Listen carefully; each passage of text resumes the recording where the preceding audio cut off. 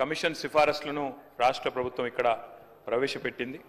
ఆ సిఫారసులకు ముందుగా అధ్యక్ష, మొదటి నుంచి ఈరోజు కాదు అధ్యక్ష, ఒక ప్రజాస్వామిక ఉద్యమంగా మలిదశ తెలంగాణ ఉద్యమానికి నాయకత్వం వహించిన పార్టీగా టీఆర్ఎస్ పార్టీ మొదటి నుంచి కూడా ఎస్సీ వర్గీకరణ అంశంలో చాలా స్పష్టంగా ఉన్నది. సంపూర్ణమైన మద్దతు 2001 నుంచి చెప్తూనే వస్తున్నది. మరి ఒక అస్తిత్వ ఉద్యమానికి నాయకుడిగా, తెలంగాణ ప్రజల ఆకాంక్షను సంపూర్ణంగా అర్థం చేసుకున్న నాయకుడిగా, 4 కోట్ల ప్రజల తరపున కొట్లాడిన నాయకుడిగా, ఆనాడు మరొక అస్తిత్వ ఉద్యమానికి నాయకత్వం వహిస్తున్న సోదరులు మందకృష్ణ మాదిగ గారు. ఎందుకంటే ఇవాళ ఇక్కడ మనం వర్గీకరణ గురించి మాట్లాడి కృష్ణమాదిగ గారి గురించి మాట్లాడకపోతే అది కరెక్ట్ కాదు అధ్యక్ష. తప్పకుండా ఈ సభ కృష్ణమాదిగ గారికి, అదేవిధంగా వారితో పాటు పోరాడి అసూలు బాసిన అమరులకు కూడా మనం తప్పకుండా వారిని గుర్తు చేసుకోవాలని చెప్పి కూడా చెబుతూ, ఆనాడు ఎంఆర్పిఎస్ కానీ, తర్వాత టీఎంఆర్పిఎస్ కానీ, ఇతర సంఘాలు కానీ, ప్రజా సంఘాలు కానీ, సంస్థలు, వ్యక్తులు వారు చేసిన ప్రతి పోరాటానికి ఆనాడు కేసీఆర్ గారు ఉద్యమ నాయకుడిగా అండగా నిలబడ్డారు. ఆ తర్వాత 2014వ సంవత్సరంలో తెలంగాణ రాష్ట్రం ఏర్పడ్డ తర్వాత ముఖ్యమంత్రిగా అధ్యక్ష, ఇప్పుడేదో ప్రభుత్వం నుంచి ఏదో చెప్పే ప్రయత్నం చేసినారు.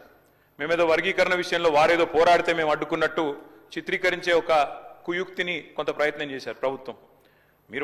మీరు పాజిటివ్ దృక్పథంతో అడిగితే పాజిటివ్ సజెషన్స్ చెప్తాం అధ్యక్ష, కానీ వాస్తవాలను మార్చలేరు, ఎందుకంటే ఇది అసెంబ్లీ రికార్డు. అధ్యక్ష, 2014-29 నవంబర్ సరిగ్గా కేసీఆర్ గారు నిరాహార దీక్ష కూర్చున్న రోజు తర్వాత 5 సంవత్సరాల తర్వాత, ఆ రోజు ఆ దీక్షా దివస్ సందర్భంగా ఇదే శాసనసభలో గౌరవ ముఖ్యమంత్రిగా కేసీఆర్ గారు ఆనాడు ఈ వర్గీకరణ అంశానికి సంబంధించి తీర్మానాన్ని ప్రవేశపెట్టారు అధ్యక్ష. ఆ తీర్మానాన్ని నేను చదివి కూడా వినిపిస్తాను. This House supports the policy of categorization of scheduled castes to ensure equitable distribution of statutory benefits as per their population and their relative backwardness, and resolves to request the Government of India to bring in necessary amendment to the Constitution of India to give effect to the same. అంటే అవసరమైతే రాజ్యాంగ సవరణ చేసైనా సరే SC వర్గీకరణకు నడుం బిగించండి అని ఏకగ్రీవ తీర్మానం చేసి ఆనాడు తెలంగాణ రాష్ట్ర ముఖ్యమంత్రిగా కేసీఆర్ గారు కేవలం తీర్మానం చేసి చేతులు దులుపుకోలేదు అధ్యక్ష. ఇక్కడి నుంచి ముఖ్యమంత్రిగా, ఆనాడు ఉప ముఖ్యమంత్రిగా నాకు గుర్తున్నంత వరకు కడియం శ్రీహరి గారు ఉన్నట్టున్నారు. ఇద్దరు కూడా కలిసి ఆనాడు అప్పటి ప్రధానమంత్రి నరేంద్ర మోడీ గారిని కలిసి ఎస్సీ వర్గీకరణ విషయంలో ఇది మా ప్రభుత్వం చిత్తశుద్ధి అంటూ ప్రధానమంత్రికి నేరుగా ఆ తీర్మానం కాపీని కూడా తీసుకుపోయి అందించిన ఘనత మా నాయకుడు కేసీఆర్ గారు అధ్యక్ష. డాక్టర్ బాబాసాహెబ్ అంబేద్కర్ గారు, ఎందుకంటే మంత్రి గారు కూడా వారిని గుర్తు చేసుకున్నారు. I wanted to quote doctor Babasaheb Ambedkar. అధ్యక్ష, ఒక మాట, గొప్ప మాట బాబాసాహెబ్ చెప్పిన మాట, so long as you do not achieve social liberty, whatever freedom is provided by the law is of no avail to you. అంటే ఏంటంటే అధ్యక్ష, సామాజిక స్వేచ్ఛ అనేది నీకు లేకపోతే చట్టం ద్వారా సంక్రమించిన ఏ హక్కైనా అది వ్యర్థం, నిరర్ధకం అనే ఒక మాట ఆనాడే డాక్టర్ బాబాసాహెబ్ చెప్పారు అధ్యక్ష. డాక్టర్ బాబాసాహెబ్ చెప్పిన విధంగా బోధించు, సమీకరించు, పోరాడు అనే అంబేద్కర్ తత్వాన్ని జీర్ణించుకొని పోరాడిన పార్టీగా మేము మొదటి నుంచి కూడా ఈ అంశంలో ఉన్న నిజాయితీని గుర్తించి ప్రతిపక్షంలో ఉన్న, అధికార పక్షంలో ఉన్న, ఉద్యమ పార్టీగా ఉన్న మొదటి నుంచి ఈ అంశాన్ని మేము గుర్తించాం అధ్యక్ష. అందుకే కేసీఆర్ గారు ముఖ్యమంత్రి అయిన తర్వాత ఆనాడు గాంధీ భవన్ మీద జరిగిన ఆనాడు నిరసన జరిగినప్పుడు కొంతమంది అమరులైనారు అధ్యక్ష. ఆ పోరాటంలో, ఎంఆర్పిఎస్ పోరాటంలో వారిని కూడా ఆనాడప్పుడు కాంగ్రెస్ ప్రభుత్వం పట్టించుకోకపోయినా వారికి కూడా ఎక్స్గ్రేషియా ఇచ్చి ఆ కుటుంబాలను కూడా ఆదుకున్నది కేసీఆర్ గారి ప్రభుత్వం అనే మాట నేను గుర్తు చేస్తా ఉన్నా అధ్యక్ష. సుప్రీంకోర్టులో 10 సంవత్సరాల పాటు ఈ కేసులో ఇంప్లీడ్ అయి గట్టిగా వాదించి, ఇందాక ముఖ్యమంత్రి గారు చెప్పినట్టు సీనియర్ మోస్ట్ కౌన్సిల్స్ ని చాలా ఖర్చుతో కూడుకున్న, ప్రయాసతో కూడుకున్న వ్యవహారం అయినప్పటికీ, వ్యయంతో కూడుకున్న ప్రయత్నం అయినప్పటికీ నియమించి మరి ఈ అంశంలో గట్టిగా వాదించి, సరే చివరికి తీర్పు మొన్నొచ్చిండొచ్చు, కానీ ప్రయత్నం ఎప్పటి నుంచో జరుగుతా ఉంది. ఆ ప్రయత్నం మా ప్రభుత్వ హయాంలో కూడా బలంగా చేసినామనే విషయాన్ని కూడా నేను గుర్తు చేస్తా ఉన్నా అధ్యక్ష. ఈరోజు మరి గౌరవ ముఖ్యమంత్రి గారు ఏదైతే చెప్పారో అధ్యక్ష, వారు చెప్పారు, జస్టిస్ షమీమ్ అఖ్తర్ ఇచ్చిన నివేదిక మొత్తం చదివినారు. మేము కూడా ఇప్పుడే చదివినాం అధ్యక్ష. షమీమ్ అఖ్తర్ గారి నివేదికలో 2 ఇంట్రెస్టింగ్ విషయాలు చెప్పారు అధ్యక్ష. ఎస్సీల 59 కులాల జనాభా, అక్షరాస్యత, ఉపాధి, విద్యా సంస్థలలో ప్రవేశాలు, ప్రభుత్వ ఉద్యోగ నియామకాలు, ఆర్థిక సహాయం, మరియు రాజకీయ ప్రాతినిధ్యాలకు సంబంధించిన డేటాను అన్ని ప్రభుత్వ విభాగాలు, గ్రాంటినేట్ సంస్థలు, ప్రభుత్వ రంగ సంస్థల నుంచి విచారణ కమిషన్ సేకరించింది అని చెప్పారు అధ్యక్ష. చాలా సంతోషం. ఆ తర్వాత అన్ని అధ్యయనం చేసిన తర్వాత 3 గ్రూపులుగా విభజించామని చెప్పారు అధ్యక్ష. మరి 3 గ్రూపులుగా విభజించే క్రమంలో కూడా మీరు ఏం చెప్పినారు అధ్యక్ష? సామాజికంగా, ఆర్థికంగా మరియు విద్యాపరంగా. సామాజికంగా, ఆర్థికంగా. అధ్యక్ష, డాక్టర్ బాబాసాహెబ్ అంబేద్కర్ని స్ఫూర్తిగా తీసుకొని భారతదేశంలో దళిత పారిశ్రామికవేత్తలు, గిరిజన పారిశ్రామికవేత్తలు కూడా రావాలని చెప్పి ఫిక్కీ తరహాలో, సిఐఏ తరహాలో డిక్కీ అనే సంస్థ వచ్చింది అధ్యక్ష, దళిత ఆంటర్ప్రెనర్స్ ని ఎంకరేజ్ చేయడానికి. దానికి మిలింద్ కాంబ్లే గారని ఒక ఆయన అధ్యక్షుడిగా ఉంటారు. ఆయన ఒక మాట అన్నారు అధ్యక్ష. మరి వారన్న మాట ఏమంటే, let us fight cost with capital. అంటే షమీమ్ అఖ్తర్ గారు చెప్పిన మాటనే ఇంకో పరంగా ఆలోచిస్తే, కేవలం విద్యలో, ఉపాధిలో మాత్రమే కాదు, ఆర్థికంగా ముందుకు పోవడానికి కూడా దళితులకు అవకాశాలు కల్పించినప్పుడే న్యాయం జరుగుతుంది అనే ఆలోచన.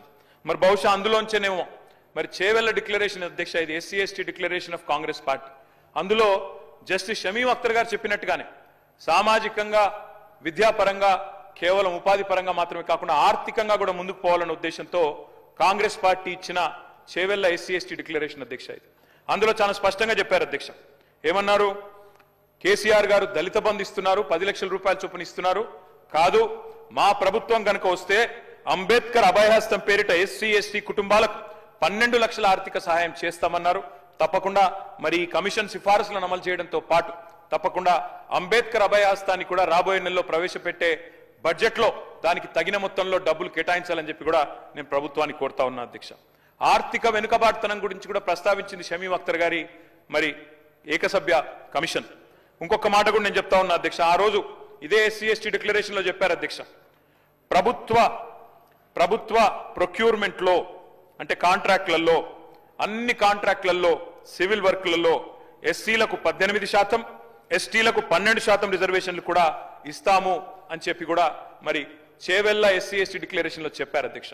ఎందుకంటే let us fight cost with capital అన్నప్పుడు మరి కేవలం విద్యలో, ఉపాధిలో కాకుండా ఆర్థికంగా కూడా ముందుకు పోవాలంటే ఈ వెసులుబాటు కల్పించాలి. కాబట్టి తప్పకుండా ప్రభుత్వం ఈ 18%, 12% ఎస్సీ ఎస్టీలకు ప్రొక్యూర్మెంట్ లో, ఎందుకంటే మొన్ననే నేను చూసిన అధ్యక్ష, చాలా కాంట్రాక్టులు పిలుస్తా ఉన్నారు రాష్ట్రంలో. మరి అందులో ఈ 18%, 12% ఎప్పటి నుండి ఇస్తారో, ఎప్పటి నుండి అమలు చేస్తారో, ఆర్థికంగా ఎస్సీ ఎస్టీలు కూడా ముందుకు పోవాలంటే మీ మల్లికార్జున్ ఖార్గే గారి చేతిలో ప్రవేశపెట్టబడ్డ ఈ ఎస్సీ ఎస్టీ డిక్లరేషన్ ఎప్పటి నుంచి అమలు మొదలు పెడతారో కూడా ప్రభుత్వం చెప్పాలని చెప్పి నేను కోరుతా ఉన్నా అధ్యక్ష. అధ్యక్ష, ఇంకొక మాట కూడా చెప్పాలి అధ్యక్ష. ఇవాళ 2 ప్రధానమైన సామాజిక వర్గాలు, ఇటు దళితులు వర్గీకరణ విషయంలో మొదటి నుంచి స్వాగతిస్తున్నాం, ఈ రోజు నివేదికను కూడా తప్పకుండా స్వాగతిస్తాం.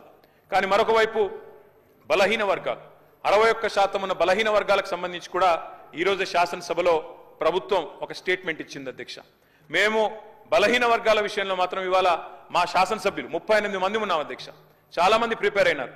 బలహీన వర్గాల శాఖ మంత్రిగా పనిచేసిన కమలాకర్ గారు, మా కేపీ వివేక్ గారు, న్యాయవాది మిత్రుడు కాలేరు వెంకటేష్ గారు, మా చింతా ప్రభాకర్ గారు, చాలా మంది ప్రిపేర్ అయినారు అధ్యక్ష. అందరం మాట్లాడదాం, మా ఆవేదన చెప్దాం బలహీన వర్గాల పక్షాన. ఎందుకంటే బయట గగ్గోలు పెడతా ఉన్నారు, బయట ఇబ్బంది పడతా ఉన్నారు. సంఖ్య తగ్గింది సమగ్ర కుటుంబ సర్వేతో అనే ధోరణిలో ఇవాళ బయట బీసీ సంఘాలు, కాంగ్రెస్ ఎమ్మెల్సీలతో సహా వారు కూడా ఆందోళన వ్యక్తం చేస్తా ఉన్నారు.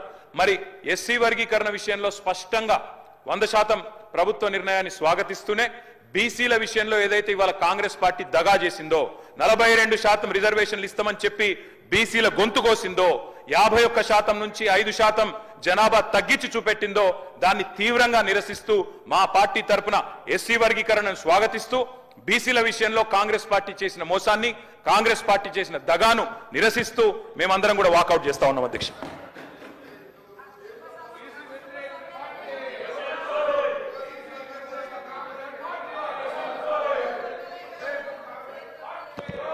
గౌరవ మంత్రి గారు సార్ అధ్యక్ష, ఇప్పుడే గౌరవ